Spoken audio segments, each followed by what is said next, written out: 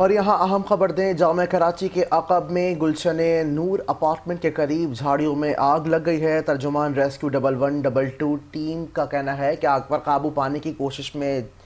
مصروف عمل ہیں۔ اس بارے میں مزید جان لیتے ہیں نمائندہ 5 نیوز رضوان شاہ سے۔ رضوان، تفصیلات سے آگاہ کیجیے گا۔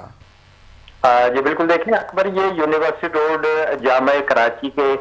قریب جو ہے ایک نور اپارٹمنٹ ہے، اس کے عقب میں اب سے کچھ دیر قبل جو ہے اچانک جھاڑیوں میں آگ بھڑک اٹھی تھی، جس کی اطلاع ملتے ہی ریسکیو 1112 کی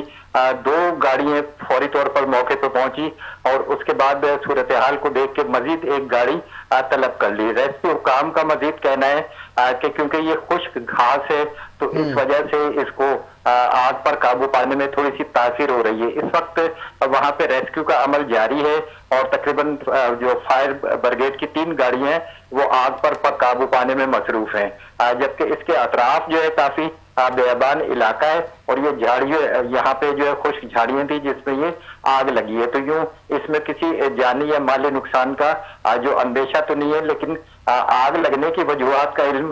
جب آگ پر قابو پا لیا جائے گا کولنگ کے عمل کے بعد ہی سامنے آ